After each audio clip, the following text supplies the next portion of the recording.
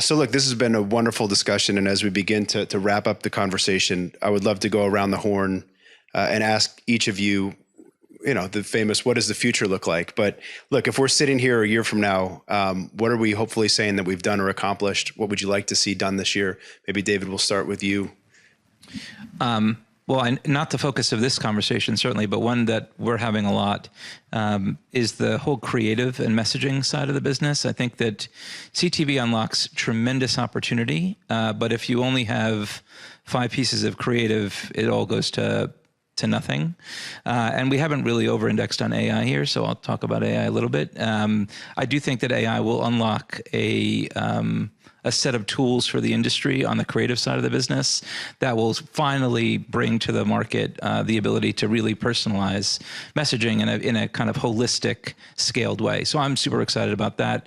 We're trying to get more creative agencies to lean into IAB activities because I don't think they've spent enough time. We spent a lot of time on media, a lot of time on data and technology, but if you don't have the right message in the right context, it doesn't mean much. So I'm excited about that.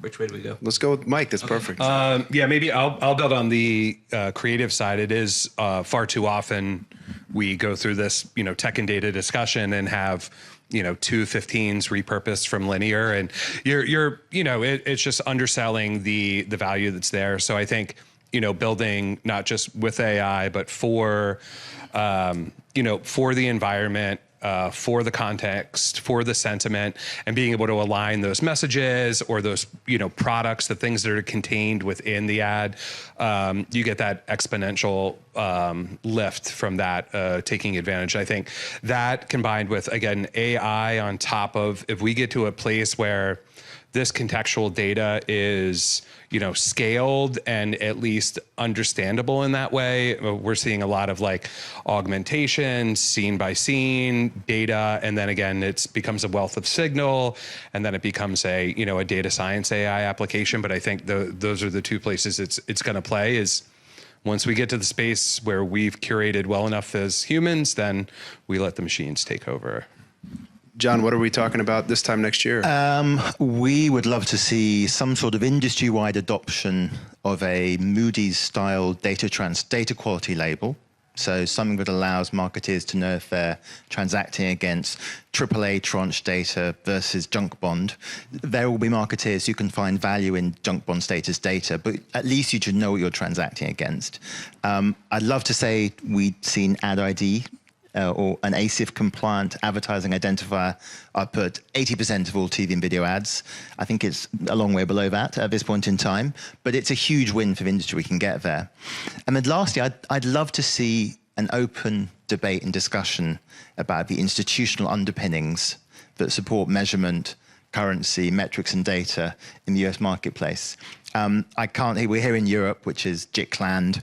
The JICs have their problems and issues, undoubtedly, but I think overall, they do a pretty good job at managing a pretty orderly transition to a future marketplace that works for buyers and sellers. I'd love to see some more collaboration, with the IAB, the MRC, the VAB, the ANA, the 4As, the whole bewildering acronym jungle of US trade bodies coming together to try and coordinate some of these improvements in a more systematic, coherent, future-driven way. That's great. I'm not asking for much. No, that's great. Kasia, how about you? Yeah, I'm going to build a little bit on what David said and go back to a point I made, which is that I would love for our industry to be more focused on how do we figure out what is effective, and not just effective in media. Like, Known's an integrated agency, and the amount of optimization and improvement we can get from better creative and optimizing the creative is astounding. And yet most media agencies don't think about that because it's kind of not their lane. And I think this industry needs to stop or think less about how much something costs and think more about and get really serious about understanding what the value of something is. And we are not, I think we're in like preschool on that, quite frankly. I think it might be too ambitious for a year, but I'd like to get to a point where we stop talking about linear versus streaming, and it's just TV or video, whatever we want to call it. But and it's already really happened in sports, the experience and the way the viewer experiences it, and the way we're buying. Sunday or Christmas Day NFL on Netflix or Sunday Night Football on NBC. There's no difference in how we're buying it.